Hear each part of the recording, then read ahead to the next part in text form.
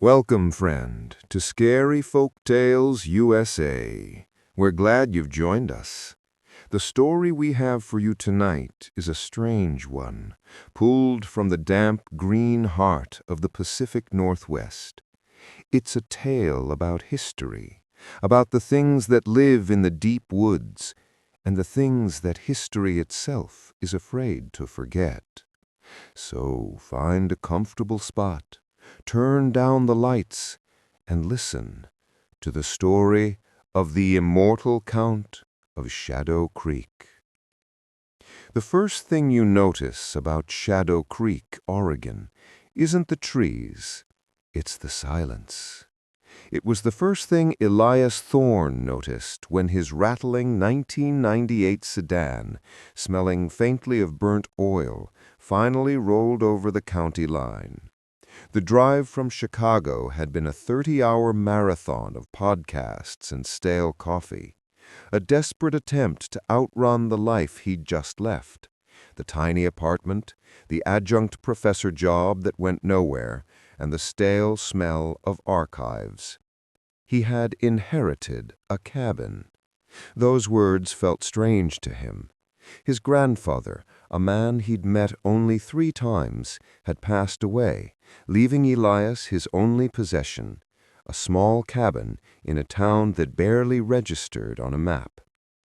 The town itself was huddled in a valley, pressed down by the weight of the Cascade Mountains, which rose on all sides like dark green giants. A thick, wet fog clung to everything, muffling the world in a blanket of gray. The main street consisted of a single gas station, a diner with a flickering "Ope" sign, and a general store called Henning's. Elias parked the sedan, the engine giving a tired tick-tick-tick. He stepped out, pulling his thin city jacket tighter. The air was cold, heavy with the scent of pine and wet earth. He felt immediately like an outsider. The few people he saw, a man in flannel loading animal feed, a woman sweeping the porch of the diner, stopped what they were doing. They didn't wave, they just watched. He pushed open the door to Henning's general store. A small bell chimed, a lonely sound. The store was dark, packed to the ceiling with everything from canned soup and fishing lures to thick wool socks. The man behind the counter, Mr. Henning, was whittling a piece of wood. He didn't look up. "Need supplies," Elias said, his voice sounding too loud in the stillness. "Yep," Henning replied, the knife making a soft shk-shk sound. Elias grabbed a basket, moving through the aisles, picking up essentials: coffee, bread, matches, a new kerosene lamp. He felt the store owner's eyes on his back. When he placed his items on the counter, Henning finally stopped whittling. He had pale, watery eyes that seemed to look right through Elias. "You're Thorne's boy," he replied, as if it were the most obvious thing in the world. He spat the name out like it tasted bad. "You're a historian, right? Your granddad used to say so. Well, here's a piece of local history for you. Don't go near the manor. Don't look for it. The Count, he keeps to himself, and he expects everyone else to do the same." Elias, the skeptic, the man of dates and facts, almost smiled. "The Count? Like Dracula?" Henning's face didn't change. It remained as still and gray as the fog outside. "He ain't a vampire, boy. He's worse. He's permanent. Now that'll be $46.50. Elias paid, grabbed his bags, and left the store, the bell chiming his exit. The encounter left him feeling unsettled. He got back in his car, the keys jangling in the quiet. He drove out of the small town, following the winding, potholed road up into the mountains, toward his grandfather's cabin. The cabin was, as Henning had warned, in the grip of the woods. It was small, made of dark, heavy logs, the roof thick with moss. Vines clung to the chimney. It was unlocked. Inside, it was a tomb of dust and memory. Everything was coated in a thick gray layer. Old furniture draped in white sheets looked like sleeping ghosts. But most of all, there were books, stacks of them, lining every wall, piled on the floor, books on botany, on local history, on folklore. And on the desk, sitting alone, as if waiting for him, was a single leather-bound journal. Elias wiped the dust off. It was his grandfather's handwriting. He opened it, paging through sketches of plants, notes on weather patterns, and observations about the town. The writing was neat, academic. Until the last page.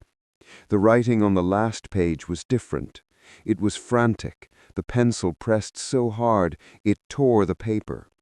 It was a chaotic scrawl of fear. I was wrong. He isn't just a story. He isn't just a recluse. I saw him. I saw him by the creek. The deer, they bowed to him. The trees, they bent. I've been watching him, but he's been watching me. He knows I'm here. He knows what I'm looking for. Elias's blood ran cold. He read the final terrifying entry, written in shaky, deep-gouged letters. He sees me. The Count is not a man.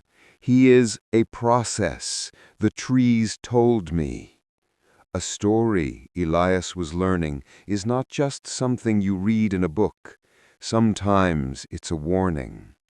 His grandfather, a man of facts, had fallen into a world of shadow. The moral lesson of that first day in Shadow Creek is one the town already knew well. Respect the unknown, and listen to the warnings of those who have survived the land.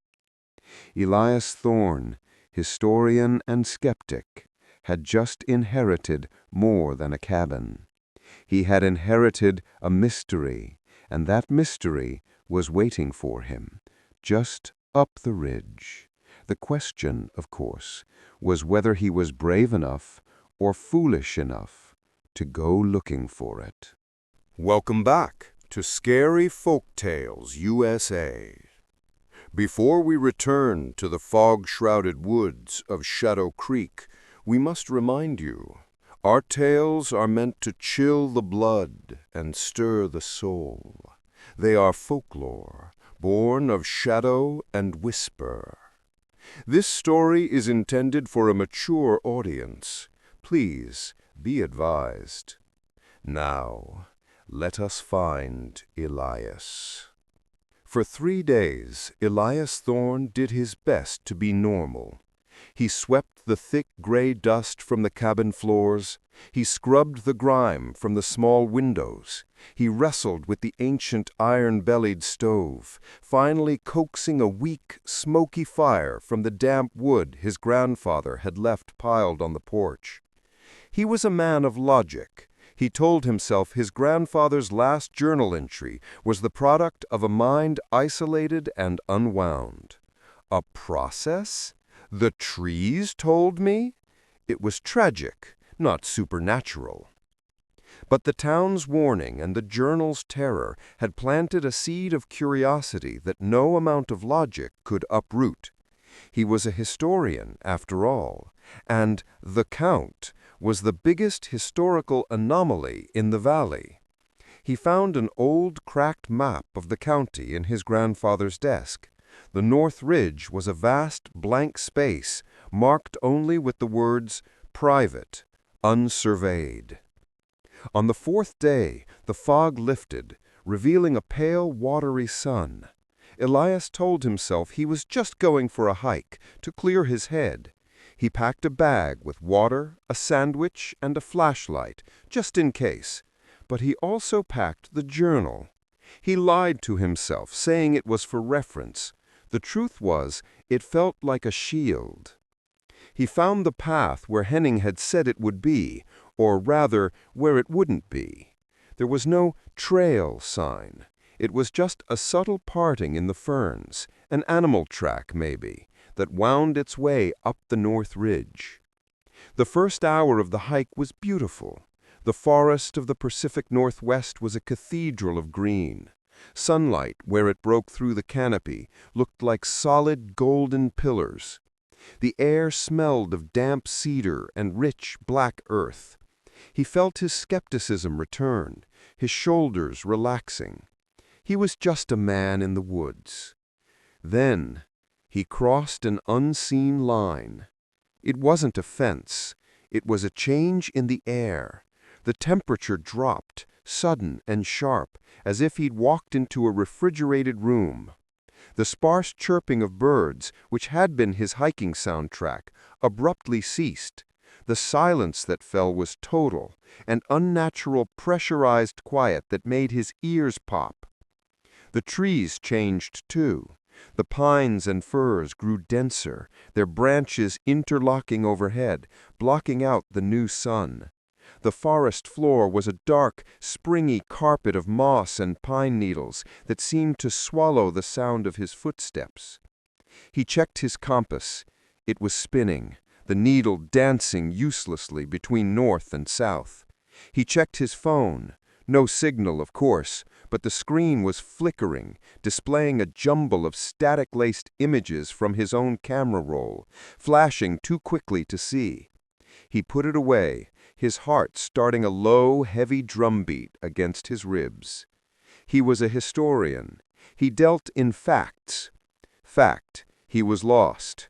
Fact, his equipment was failing. Fact, he was for the first time in his life genuinely afraid. He pushed on, telling himself the manor must be just over the next rise. The path, however, grew confusing. It seemed to fork and twist, leading him into dense thickets of thorns that pulled at his clothes, or ending abruptly at sheer moss-covered rock faces. It felt, impossibly, as if the woods were managing him, herding him away from his goal. He would turn one way, only to find himself back in the same small clearing he'd been in 10 minutes prior. He sat on a fallen log, frustration mixing with a rising panic. He was about to give up, to try and retrace his steps, when he heard it. The sound of pruning. A sharp snick, snick, snick. Someone was gardening. Elias crept toward the sound, pushing aside a heavy curtain of willow branches. He found himself at the edge of a high iron fence, rusted and twisted, but undeniably present. And through it, he saw the house. It was not a cabin. It was a manor, a dark stone edifice that seemed to have been pulled from a Gothic novel. It was impossible. The architecture was European, centuries old, with towering gables and a slate roof that was perfectly, impossibly intact. It did not belong in the Oregon wilderness, and yet it was pristine. Not a single stone was out of place, not a single vine grew on its walls. In the center of a vast manicured lawn, a man was tending to a rose bush. He was tall, dressed in a simple, elegant dark gray suit. He looked to be in his late 40s, with dark hair and a strong, defined profile. He was, Elias noted with a historian's eye, the very picture of old-world aristocracy. This had to be the Count. He ducked behind a large boulder, his heart pounding. He watched as Alaric von Hesse finished his work. The man bent down, placed a bare hand on the thorny branch of a rosebush that looked withered and dead. He held it there for a moment. He squinted. He had to be imagining it. He had to be, but he swore he saw the brown brittle branch green. He swore he saw a small red bud unfurl, vibrant and alive in the cold, silent air. The Count stood up, brushing dirt from his hands, and then he turned. He turned and looked at the boulder where Elias was hiding, 100 yards away. His eyes, even at this distance, seemed to pin Elias to the spot. He wasn't surprised. He wasn't angry. He simply observed. And then, in a gesture of polite, chilling acknowledgement, Alaric von Hesse slowly nodded his head, as if Elias was an expected, if slightly tardy, guest. Curiosity, Elias was discovering, is a heavy thing. It pulls you forward even when every instinct screams to run. He had trespassed, he had ignored the warnings, and he had been seen. The moral lesson of that chilling afternoon is a simple one, yet often forgotten. Curiosity is a powerful tool, but it becomes a dangerous trespass when it ignores the boundaries set by nature and by wisdom. Elias Thorne had wanted to find the story. Now he was standing at its front gate. The Count was expecting him. And as Elias looked at the manor, he realized that getting to the house was never the hard part. The hard part would be leaving. Welcome back. It seems you, like Elias, are drawn to the mystery on the ridge. Before we continue, we must offer our usual caution. The stories we tell are rooted in the dark soil of American folklore. They explore the places we are warned away from and the things that wait there. This tale is meant to frighten. You have been advised. Let us return to Shadow Creek. Elias Thorne did not run from the manor. He retreated. He walked backward, slowly, his eyes locked on the tall, dark figure of Alaric von Hesse, who simply stood by his impossible rosebush, watching. Elias didn't turn his back until the iron fence and the stone house was swallowed by the oppressive, silent trees. The hike back was a frantic, clumsy affair. He stumbled over roots he didn't remember. Branches seemed to snag his jacket with an intelligence he hadn't noticed on the way up. The unnatural coldness of the ridge followed him, clinging to his back like a wet cloak, and only released him when he burst, sweating and gasping, onto the main road, miles from his cabin. He was a historian, a man of documented facts, of primary sources, of peer-reviewed articles. What he had just seen, what he thought he had seen, had no place in his world. A spinning compass, a restored flower, a man who looked at him from 100 yards and knew he was there. He needed proof. He needed something solid and real to anchor the experience. He spent that evening in his grandfather's cabin, poring over the journal, but the frantic words now offered no comfort, only more fear. The next morning, he drove into town, his hands unsteady on the wheel. He parked not at the general store, but at the town's smallest and proudest building, the Shadow Creek Historical Society. It was a one-room clapboard building, open only on Tuesdays and Thursdays. A small brass bell tinkled as he entered.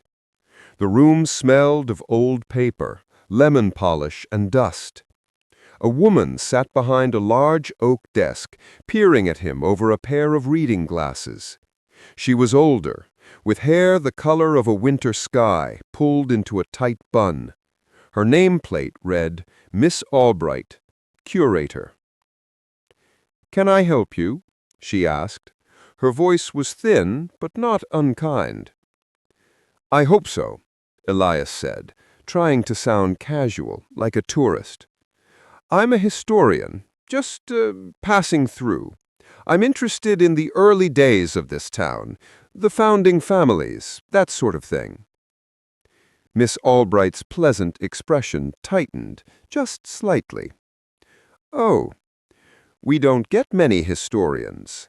Most people just want to see the old logging equipment.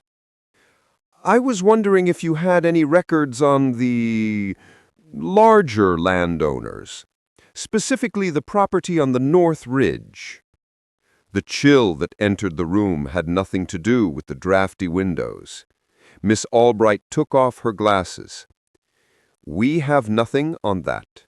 That land is private. It's always been private. But surely, in the town's founding ledgers, a name, a deed? Elias pressed, moving closer to the desk. The founding ledgers are very fragile, young man. And as I said, that property, it's not part of Shadow Creek's history. It's separate. What about a name? Alaric von Hess. Her face went pale. She stood up, her chair scraping loudly on the wooden floor. We have no records on that man. The archives are closed for the day. I must ask you to leave.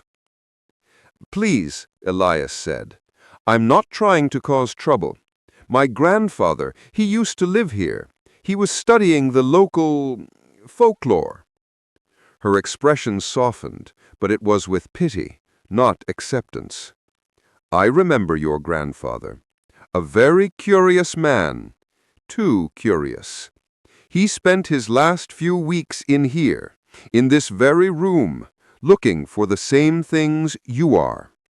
She leaned forward, her voice a low whisper. Go home. Leave the cabin. Leave this town. Some history doesn't want to be found. But Elias couldn't. He was a historian. A mystery was a challenge, not a warning. He stayed until she threatened to call the sheriff, then left defeated. He sat in his car for an hour watching the door. When Miss Albright left for lunch, locking the door behind her, Elias, in an act that went against every rule of his profession, went to the back window. It was, as he expected in a town like this, unlocked. He was inside for 2 hours. He felt dirty, a trespasser in the town's memory. He ignored the neatly filed binders and went straight to the back, to the uncatalogued stacks. He found boxes of old letters, tax records, and photographs. Dozens of tintypes, the stiff, metallic portraits of the 1800s. He found a large one, dated 1891, titled Shadow Creek Founding Council and Logging Mill Inauguration.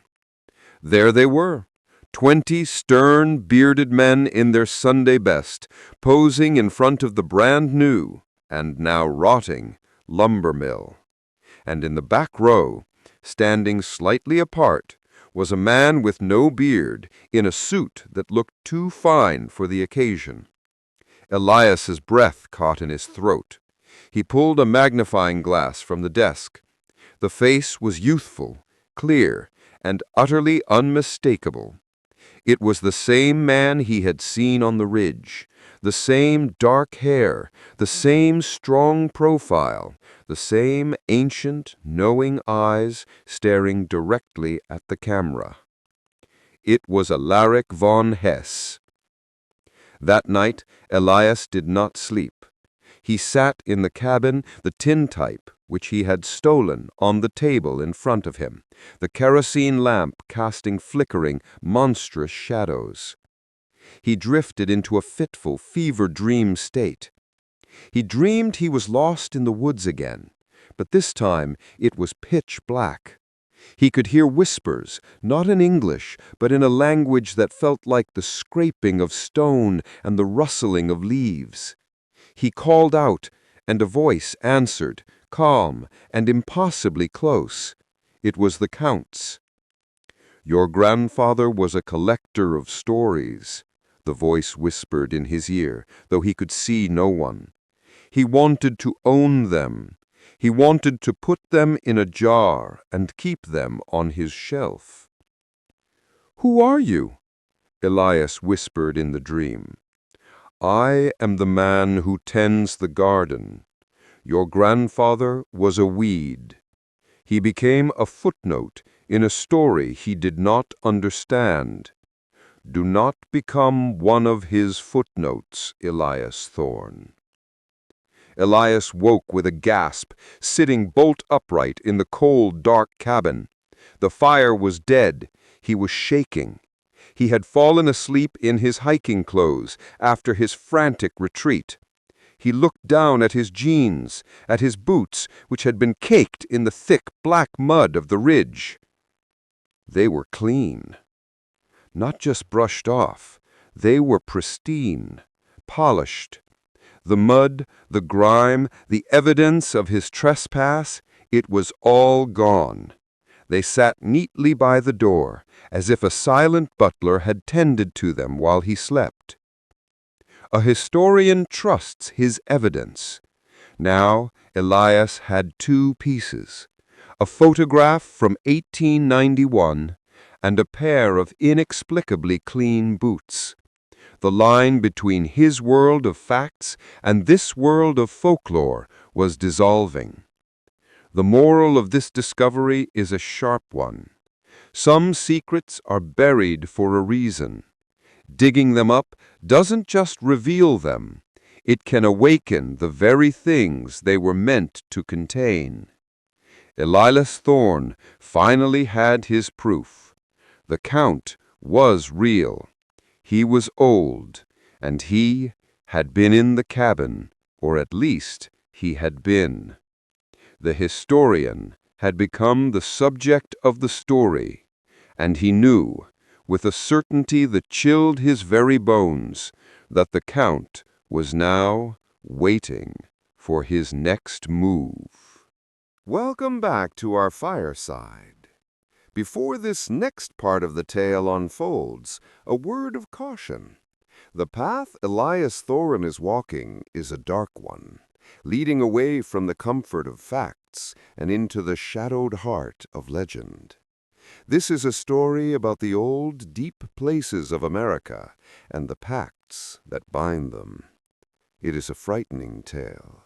You have been advised. Elias Thorne felt like a ghost in his own life. The clean boots were an invasion. They were a quiet, intimate threat. They meant the Count had been inside the cabin, had stood on the rough-hewn floorboards, had watched Elias sleep. The skepticism that had been his armor was now shattered, leaving him cold and exposed. He looked at the tintype from 1891. He looked at his grandfather's journal. He looked at his own clean boots. These were his facts, and they pointed to an impossible truth. The town was afraid of the Count. Miss Albrecht, Henning, they were keepers of a secret they refused to share. He couldn't go back to them. He needed a different perspective. He needed someone whose history in this valley was older than a tintype, older than the town of Shadow Creek itself. His grandfather's journal was filled with notes on botany, but also, Elias now saw, on the local Coquille tribe. There were sketches of their basket weave patterns, notes on their language, and one name, circled several times, Silas Whitetree. Knows the old stories. He won't talk about the ridge. Elias found the address in a local phone book, a thin, damp pamphlet. It wasn't in town. It was miles north, where the river bent back on itself, in a small, unincorporated area. He drove his sedan, the engine sounding small and tinny beneath the towering canopy of trees. He found the house at the end of a long gravel road. It was a modest, modern home, but it was built with care, and the yard was not a lawn, but a meticulously kept garden of native plants. An old man sat on the porch in a rocking chair, carving a piece of yellow wood. Elias got out of the car, feeling again like a trespasser. "Mr. Whitetree?" he called. "Don't get many visitors." His voice was a low, smooth rumble, like stones in the river. "My name is Elias Thorne. My grandfather, I think he spoke to you once, Arthur Thorne." At this, the man's hand stilled. He looked up. His face was a beautiful map of wrinkles, his eyes dark and sharp, holding no hint of surprise. "Arthur Thorne, yes, a man who asked many questions. He did not like the answers." I need to ask you some questions about the North Ridge, about the man who lives there." Silas Whitetree set his carving down. He gestured to another rocking chair, draped with a woven blanket. "Sit. You look like you've seen a ghost." "I think," his hands shaking as he sat, "I've seen something worse." Elias didn't know where to start. He fumbled in his pack and, against his better judgment, pulled out the stolen tintype. "I found this at the Historical Society. He's in this picture from 1891. "He is in many pictures.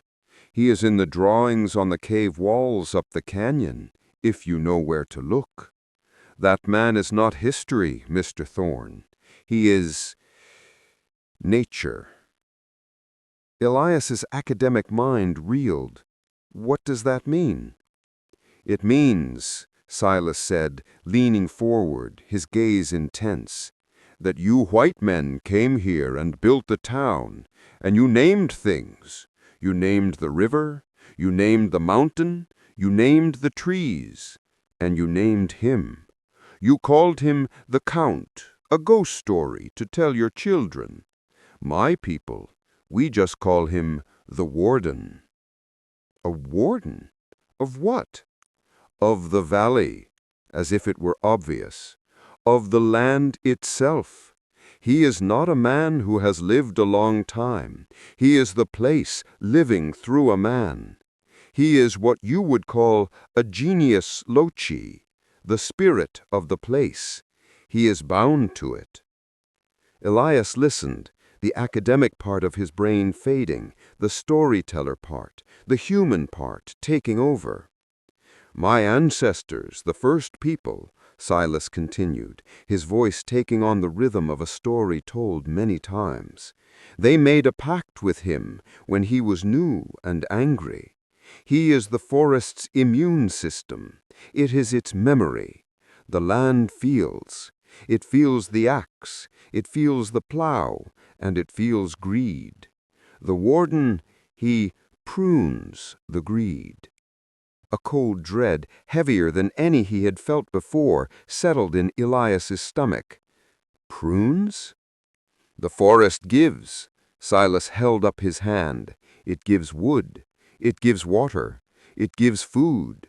It asks only for respect. It asks that you do not take more than you need. But men get greedy. They want to own. They want to cut it all down. They want to sell the water from the spring. They want to steal the secrets from the soil." He was looking directly at Elias now. "Your grandfather was a good man, but he became greedy. He was greedy for knowledge. He wanted to own the story, to put it in a book, to tell the world. He trespassed, and the warden does not suffer a trespass.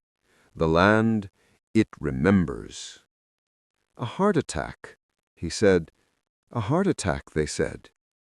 Silas said nothing, which was its own kind of answer. "And me?" he finally asked, his voice barely audible. "I went up there. He saw me, and he cleaned my boots." The old man's face softened with a deep, profound sadness. "Oh, son, you've done it now. You've put yourself on his ledger. You are no longer a tourist. You are an item of interest." "What do I do?" "You can't do anything. You are being watched. The warden is deciding what you are. Are you a guest, just passing through? Or are you a pest, a weed, to be pruned. The drive back to the cabin was a blur. Elias had gone looking for folklore and found a truth more terrifying than any ghost story. He was an item of interest to a thing that pruned men like weeds. The moral of that day's lesson was etched in Silas Whitetree's ancient eyes. True respect means understanding that we are part of nature, not its masters. Gratitude for the land is not just a virtue, it is a form of survival. Elias Thorne now understood his grandfather's terror. The historian had the facts. The man was now facing the consequences. And as he pulled up to the dark, silent cabin, he wondered, what form would the next test take? Welcome back, friend. The moss is thick in Shadow Creek, and the air is heavy with ancient secrets. Elias Thorne has been named an item of interest by the Warden of the Woods, and there is no greater peril than being watched by an immortal power. Remember our counsel. The things that follow are frightening. Proceed with caution.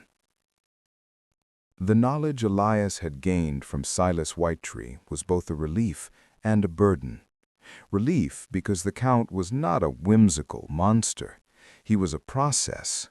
He was the land's karma. Burden because Elias's own grandfather had fallen to that process. The stakes were no longer abstract historical curiosity. They were mortal. He stayed in the cabin, trying to make sense of his next move. He had food, he had shelter, he had the truth. The only logical course of action, he decided, was to leave, pack up, sell the cabin remotely, and flee this damped, terrifying corner of the world. But the world, as Silas warned, did not operate on Elias's timeline. His test arrived not as a creeping shadow, but as a rude intrusion of the modern world. Elias was on the phone, a weak, static-laced connection he found only by standing on his porch with his arm raised to the sky, talking to a real estate agent in Portland. The location is remote and the title is complicated, but I have an offer. A company called Northwest Timber Works is interested in buying the whole parcel. Cash, quick closing. They're doing some expansion in the area. The word timberworks hit Elias like a physical blow. Silas's warning about greed, about men taking too much, echoed in his mind. He went into town that afternoon. The atmosphere in Shadow Creek had shifted from quiet wariness to open, simmering anger. The source of the anger was gathered in a tight, loud knot outside Henning's general store. A group of men in muddy boots and bright orange vests, led by a man whose face was a study in aggressive impatience, stood next to two enormous, gleaming new logging trucks. This was Harker, the foreman, Elias realized, the man who had mocked the local legends. Harker was loud, brash, and completely disrespectful of the town's silent boundaries. "You people and your damn ghosts," Harker bellowed, his voice carrying over the quiet street. "We have the permits, we have the right. You want to live on fumes and firewood? That's your problem. We're running a business. This valley is nothing but wood and water waiting to be sold." He pulled out a map, slapping it against the fender of a truck. His finger landed right on the boundary line between the public forest and the unsurveyed ridge. "We're taking the old growth along this creek line, right up to the top. And if you old fools get in the way, you'll be talking to the county sheriff." Henning and the other locals stood back, their faces grim, but they were defeated. They were simple, good people facing the immovable force of corporate greed. Elias, the man who had decided to leave, found his feet moving toward the group. He saw the avarice in Harker's eyes, the reckless, demanding hunger that Silas had spoken of, the kind of greed the warden pruned. "You should be careful about taking what doesn't belong to you," Elias said, his voice quiet but cutting through the silence. As the locals recognized him, the grandson of Too Curious Thorne, Harker laughed, a wet, ugly sound. He turned, sizing Elias up, a young man in a clean jacket and hiking boots, clearly an outsider. "Who the hell are you, Professor? The land belongs to whoever can afford to cut it down. That's America, son. And what's going to stop me? The boogeyman on the hill?" He pointed a mocking finger toward the north ridge, now obscured by a sudden dark bank of cloud. "Go home and write your little books about the Count, kid. We're working." Elias backed away, feeling foolish, but a clear, cold terror now drove him. He knew what Harker had just done. He hadn't just insulted the locals, he had issued a direct challenge to the warden. He drove back to his cabin, the sun having vanished entirely, replaced by a brooding twilight darkness. He packed his bag, throwing essentials in, the tintype and the journal now feeling like cursed artifacts he couldn't leave behind. He had to get out. The forest was about to clean up its weeds, and he didn't want to be caught in the crossfire.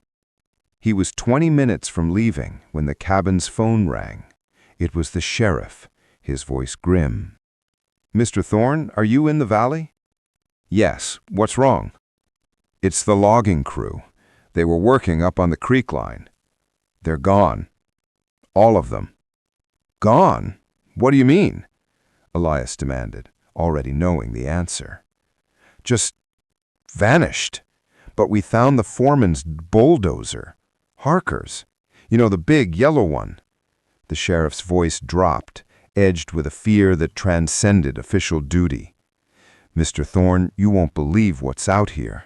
That machine, it's wrapped in vines, thick as a man's arm. They look ancient. Rusted the steel right off, and they're still growing." Elias stood silent in his cabin, the image of the Count bending over a withered rosebush, bringing green life from dead wood flashing through his mind. Harker had mocked the land, threatened to take everything, and the land, through its warden, had pruned him. Decades of decay had been delivered in a single silent night. Of Harker himself, the sheriff confirmed, there was no sign. Elias Thorne finally understood the terrible efficiency of the immortal being on the ridge. The Count didn't use violence, he used time. He was the geological force that corrected the fleeting mistakes of greedy men. The moral lesson delivered by the silent disappearance of the logging crew is stark. Arrogance and disrespect for nature, and for the deep wisdom held by the land's inhabitants, will invite a swift and terrible consequence. Elias was packed, ready to run, but he paused, his hand on the doorknob. The greedy man was gone, but the warden's gaze, the one that had cleaned his boots, was still upon the historian. He had left a trail of curiosity, and he sensed that the story of the Count was not yet done with him. He had to know, why was the Count keeping him alive, and what was the 2,000-year-old man guarding? Welcome back. The forest floor of Shadow Creek is silent now. The logging crew's gone, devoured by the ancient memory of the woods. Elias Thorne is left alone with the knowledge of a swift, supernatural justice and the growing certainty that he is next on the ledger. The air thickens, the fear deepens. Pay close attention, for the historian is about to meet the legend. The disappearance of the logging crew had an immediate, chilling effect on Shadow Creek. The townspeople, while shaken, were also quietly vindicated. The sheriff, an outside force, called it a mass casualty event due to a bizarre, sudden flash flood and an unprecedented fungal bloom that had wrapped the machinery. But the locals knew. The land had spoken. Elias, however, could not flee. The sheriff had explicitly requested he stay, given the disappearance of the Northwest Timber Works staff. Elias knew he was being kept as a witness, but more truthfully, he was being kept by the warden. He had seen the Count's terrifying power in action, and he knew running now would only prove his guilt to the woods, that he was a coward, a trespasser.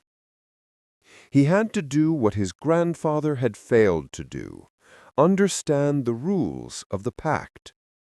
He packed his satchel with a few essentials and the tintype photo, his single, undeniable piece of evidence.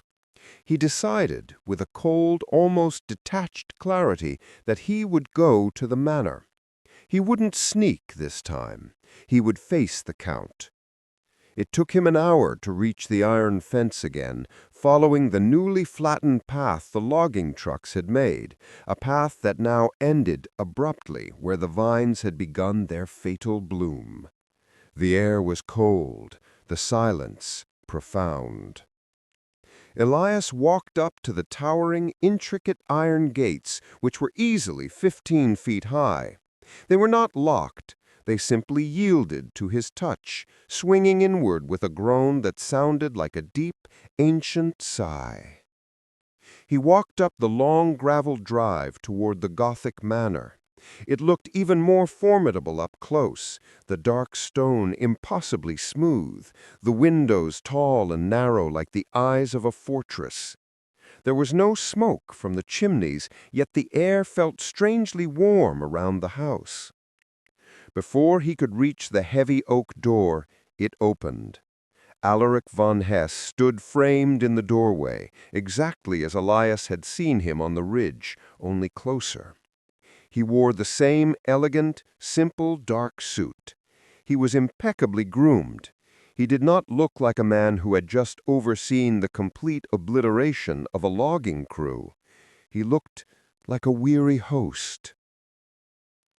"Mr. Thorne," the Count said, his voice a low, cultured baritone with an accent Elias couldn't place, too old for Europe, too precise for America. "I have been expecting you. It seems you are the only one left in this valley who is foolish enough, or perhaps brave enough, to come to the door." "I need answers," Elias managed, his voice shaky but holding firm. "The simple answer, Elias, is that I am bound to this valley. My life is not measured in years, but in the growth rings of the ancient redwood down by the creek. They say the oldest trees live for 2,000 years. I suppose that is where I am now. 2 millennia. Elias sat down heavily, the weight of the claim crushing him. 2,000 years? Impossible! "Everything is impossible until it happens to you," the Count said, moving to a side table and pouring 2 glasses of water from an elegant crystal decanter. The water had an odd, pale luminescence to it. Elias pointed a shaking finger at the table. "Harker, the logging crew. You killed them. You encased them in vines." Alaric did not look offended. He looked tired. "I did not kill them, Elias. The valet did. They were poisoned by greed. They came here to take all of the life. They tried to trespass into the very heart of the forest. I am merely the warden. I am the man forced to hold the shears." He took a slow sip of his glowing water. "I was a soldier in Hadrian's legion when I first changed. I saw the Nazarene speak, a strange, beautiful man. I traded with the Lenape before the ships came, and I watched this very valley grow from a silent, untamed wilderness into this." He waved a hand at the chaos of the world outside, the encroachment of Shadow Creek. "It is a curse, Elias. Immortality is only useful if you can watch others learn. But they never do. They just become faster at cutting and selling." Elias Thorne, the man who had come looking for a ghost story, was sitting across from a living, breathing history book, a witness to 2 millennia of human folly. The Count was not a villain, but a tragic, powerful guardian bound by an ancient, terrible mandate. The moral of this confrontation is found in the Count's weary eyes. Time may be relative, but the wisdom gained from it is absolute. We must learn from history, all of it, even the parts that feel impossible, or be doomed to become its next cautionary tale. The Count had confessed to being 2,000 years old and the warden of a deadly sentient forest. But Elias had one last, crucial question. How did a Roman soldier end up bound to an Oregon valley? And what was exactly the luminous water in the decanter? The answers, Elias suspected, lay not in the books, but in the valley itself. Welcome back to Shadow Creek. Elias Thorne has stared into the tired eyes of immortality and survived. He knows the Count is the warden, bound to prune human greed. But the biggest question remains: how does one become the warden? Prepare yourself. The final dark secret of the forest is about to be revealed. The library was silent, save for the faint crackling of logs that were burning somewhere unseen in the deep recesses of the manor. Elias had refused the luminous water, his gaze fixed on the crystal decanter. The Count, sensing the historian's shift from fear to desperate curiosity, smiled faintly. "You ask how," Alaric von Hesse murmured, resting his fingertips on the cool old wood of the table. "Humans always ask how, not why, not what is the cost, always how." "I need to understand the source of the pact," Elias insisted. "You said you were a Roman soldier. What brought you to this valley 2,000 years ago? And how did a pact made by Native Americans bind a Roman?" The Count took another weary sip of the luminous water, his eyes distant, fixed on a memory millennia old. "My name then was not Alaric. It was Marius. I was a man of ambition, a centurion who thought the whole world belonged to Rome. We were on a desperate, secret voyage, chasing a myth, a tale of gold, or maybe a strange, healing spring whispered by traders from the Far Eastern tribes. My ship was lost off the coast, smashed by a storm that felt like the hand of a god." He paused, a flicker of pain crossing his face. "I was the sole survivor. I dragged myself inland, wounded by a spear and dying of fever. I was a trespasser, arrogant and bleeding, crawling into a world I did not understand. I found myself in this valley, the trees impossibly huge, the silence deafening, and I found the spring." Alaric pointed to the crystal decanter holding the luminous water. "That water, Elias, is the heart, the life-blood of this valley. It is more than just water. It is the collective liquid consciousness of the forest. The first people here, a tribe that has long since blended and moved, they knew its power. They guarded it, using it only for the most sacred healing, and only with the permission of the trees themselves. I was a fool, a Roman desperate for life. I didn't ask permission. I didn't understand the sanctity of the place. I crawled to the spring, drank deep, and passed out, expecting to die with honor. When Marius, Alaric, awoke, his wound was gone, the fever was broken, but something fundamental had changed. He wasn't just healed, he was bound. The moment the water entered him, his very existence became intertwined with the life force of the valley. He had achieved the immortality he had craved, but at the cost of his humanity, his freedom, and his ability to leave.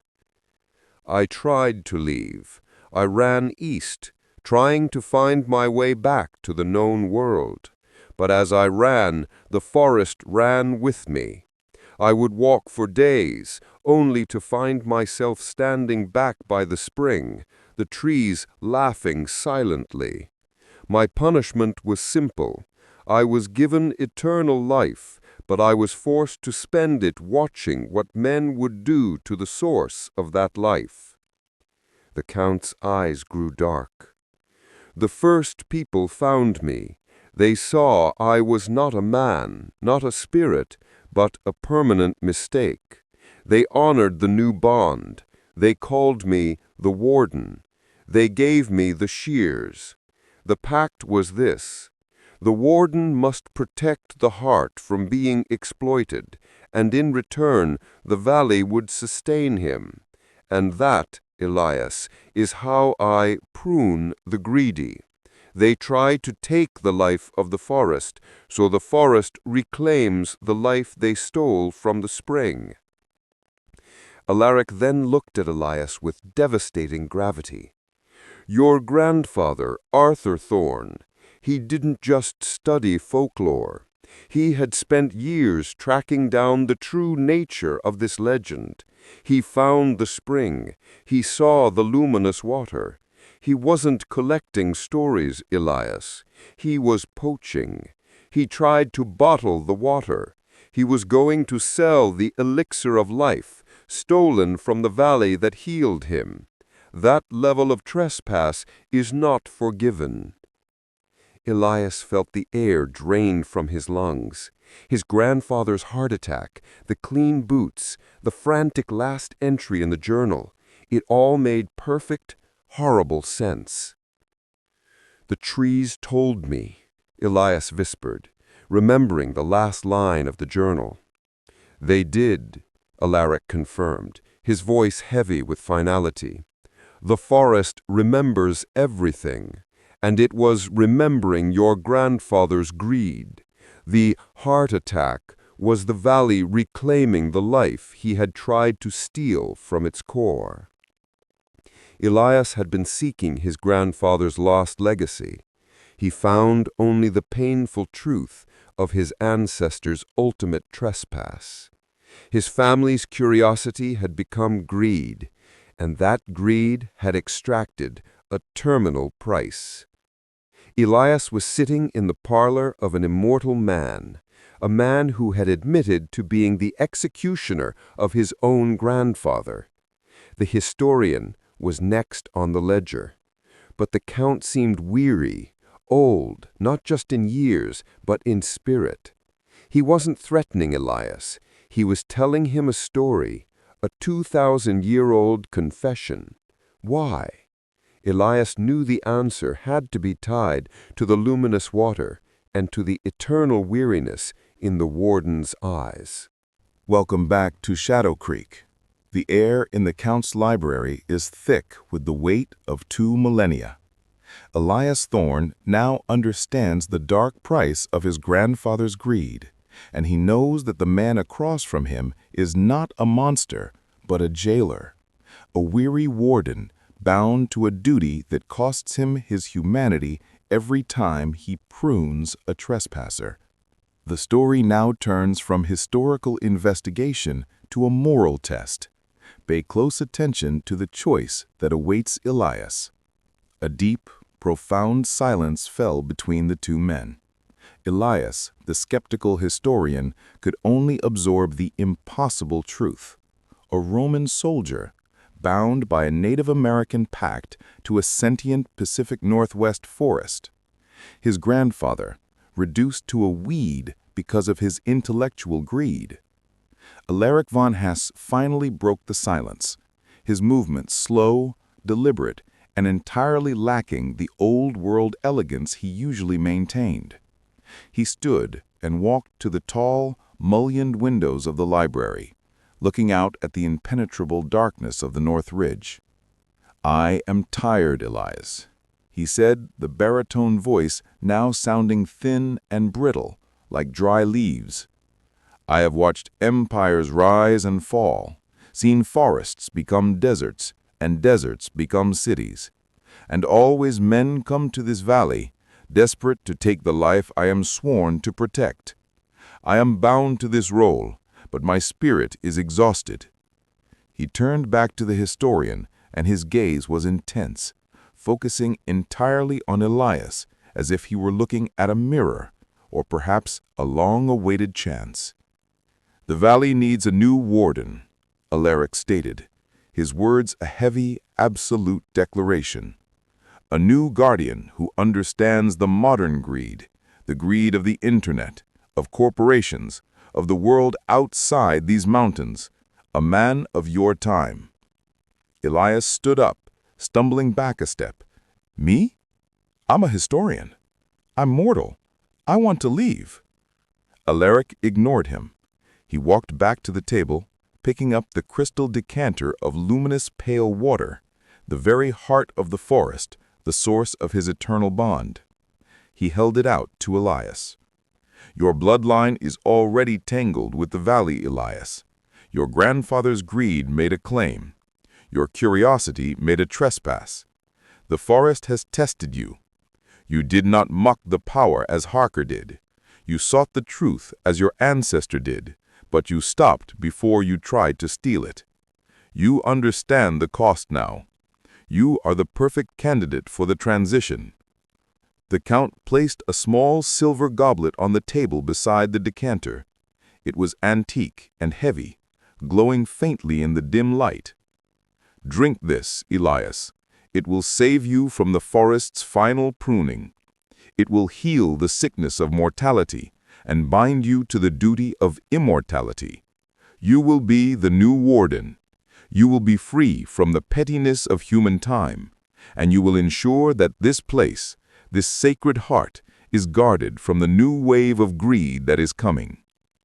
As Elias looked at the glowing goblet, something profound and unsettling happened.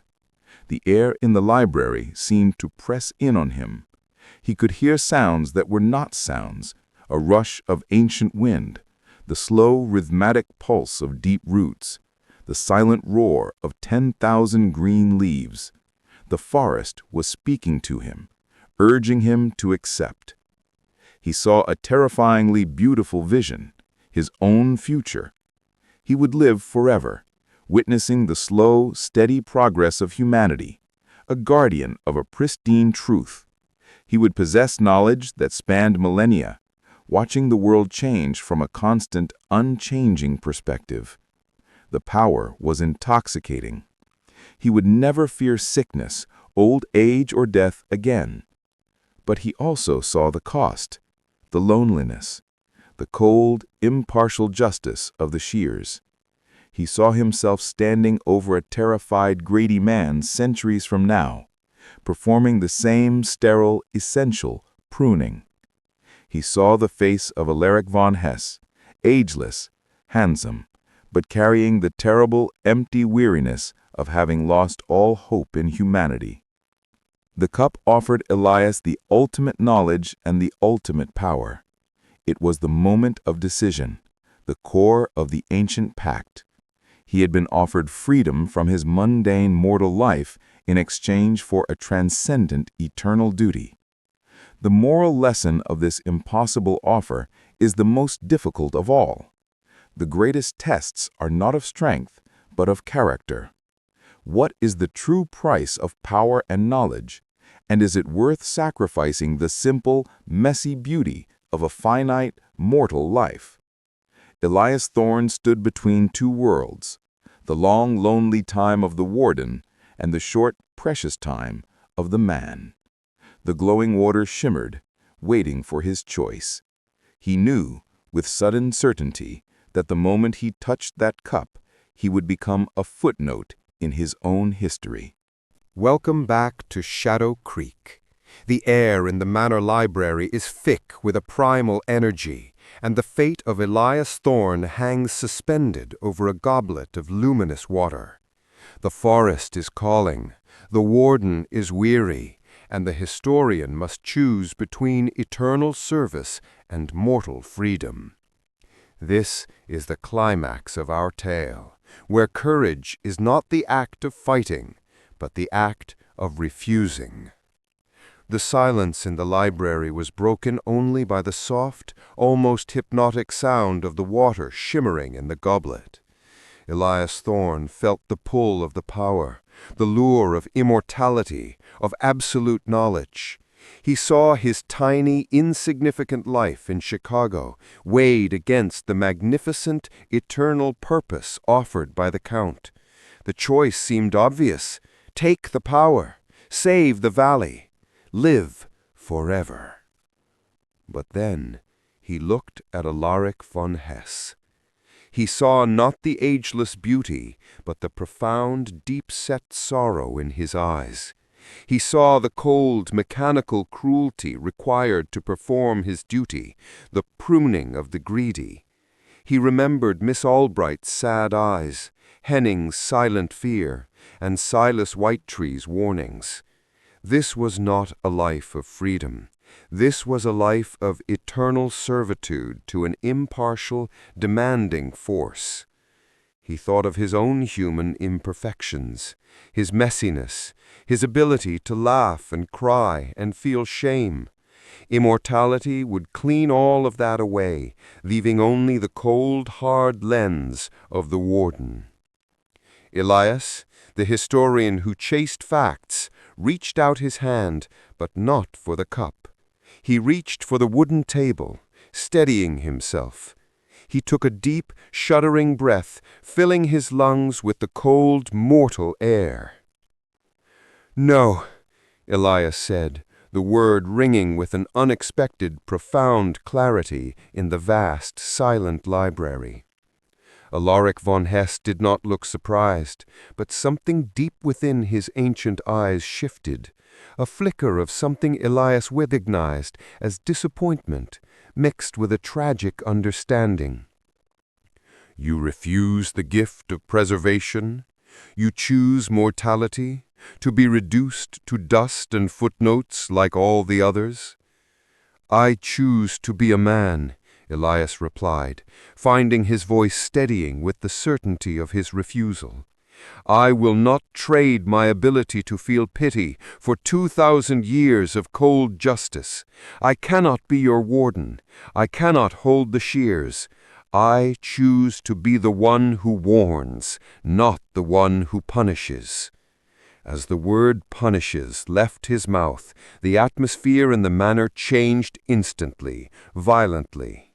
The air did not just drop in temperature, it became hostile. Alaric von Hesse sighed, a sound like a hillside of leaves collapsing. "Then you are just another trespasser, Elias, a curious fool who knows too much, and the forest does not suffer trespassers for long." The Count did not move, but the heavy, silver goblet of luminous water on the table shattered without being touched. The water splashed onto the dark wood, where it immediately ceased to glow, turning an oily black color. A low, subterranean rumble shook the manor. Outside, the wind howled, not a normal wind, but a roar that sounded like the valley itself was awakening, angry and denied. The beautiful, impossible manor went instantly dark. The flickering lamp in the corner died. Elias was thrown into absolute suffocating darkness, a sensory void filled only with the deafening sound of the forest's rage. "Find your own way out, Elias," the Count's voice came from the blackness, no longer calm or tired, but a terrifying echo, as if spoken through wood and stone. Elias scrabbled for his flashlight, finding it where he dropped it on the floor. He clicked it on, the narrow beam dancing across the vast, sudden chaos of the library. Books were flying from shelves, the Roman bust had fallen and shattered. The air was thick with dust and the sharp coppery smell of ozone. He ran for the doorway, finding the hall completely changed. The sweeping staircase was still there, but the hall now branched into confusing, unfamiliar corridors, long, narrow passages lined with doors that looked like black, gaping mouths. The house was folding in on itself, becoming a maze designed by the infuriated spirit of the land. He ran, the fear fueling his desperate flight. Doors slammed open and shut behind him.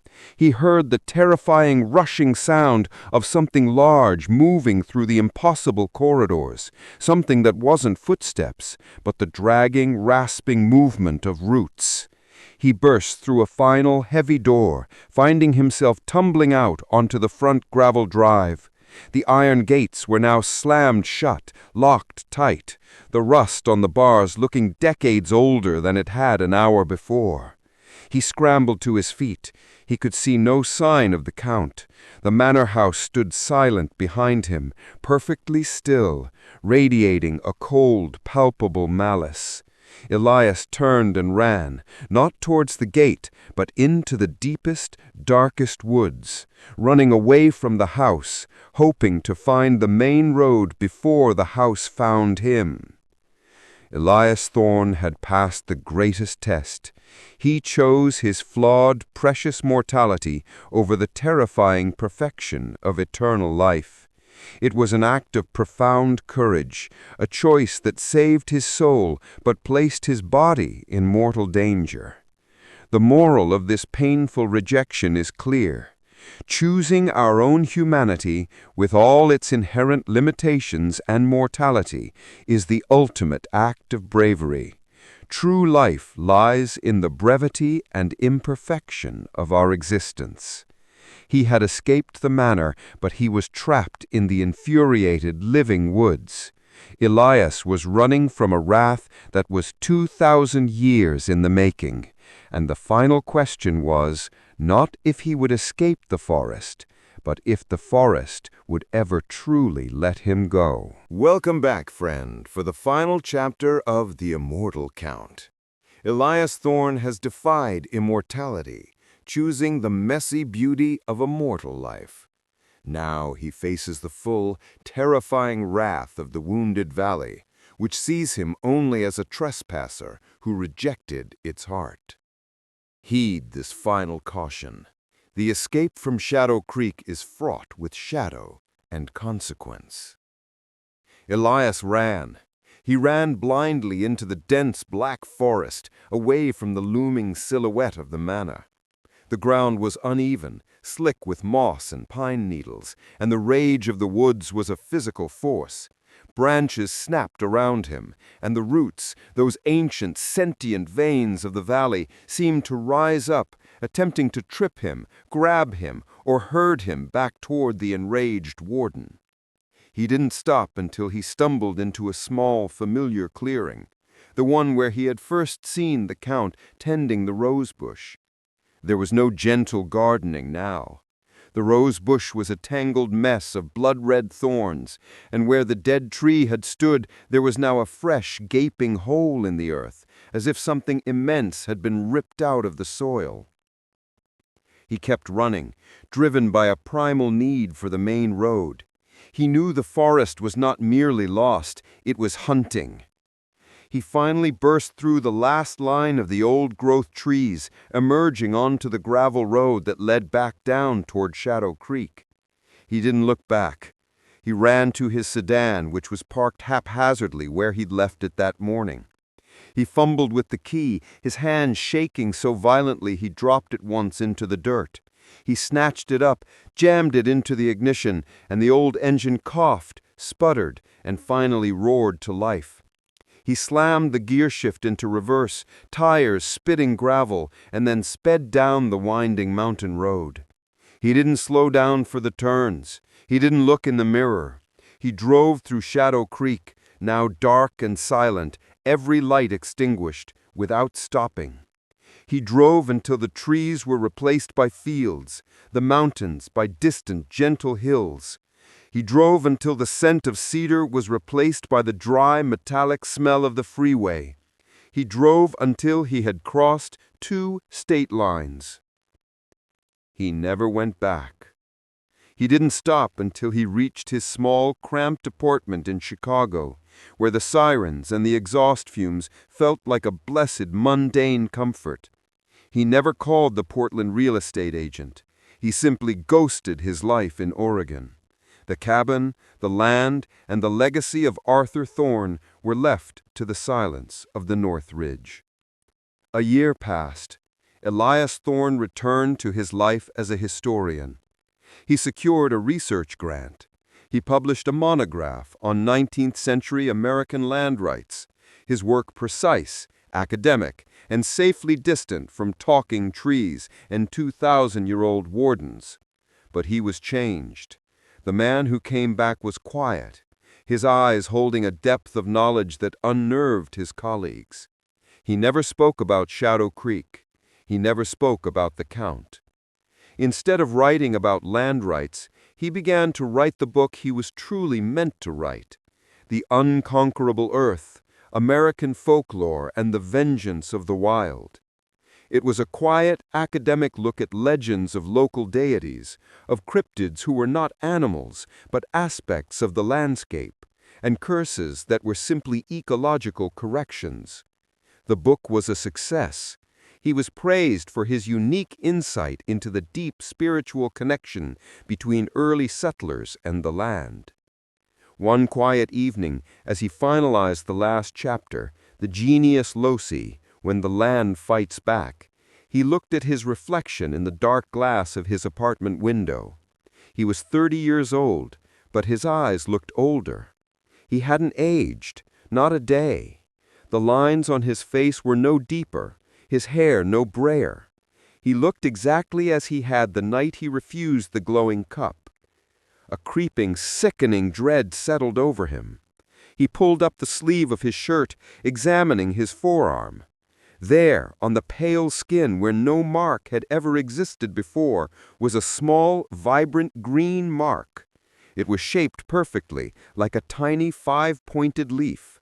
It pulsed faintly, barely visible, whenever he felt a strong emotion. He had refused the water, refused the pact, and refused the title of warden. But the heart had touched him. He had been close enough to the immense power to be forever changed. He had chosen mortality, but the valley in its own slow, vengeful way had granted him a mortal delay. He was not immortal, but he was certainly not aging on human time. He was bound to the valley's timeline, not his own. He turned back to his desk, the final words of his book printed on the screen. He picked up the heavy glass of water he kept on his desk, bringing it to his lips. He paused. A small sprig of mint he had placed in the glass hours earlier, a simple garnish, had suddenly, impossibly, grown into a thick, thorny vine, its tiny tendrils crawling across the desk toward his manuscript, toward the story he was trying to tell. The vine reached his hand. Elias looked at the small green leaf mark on his arm and knew. He was a man, but the forest was not done with him. He was not the warden, but he was the messenger.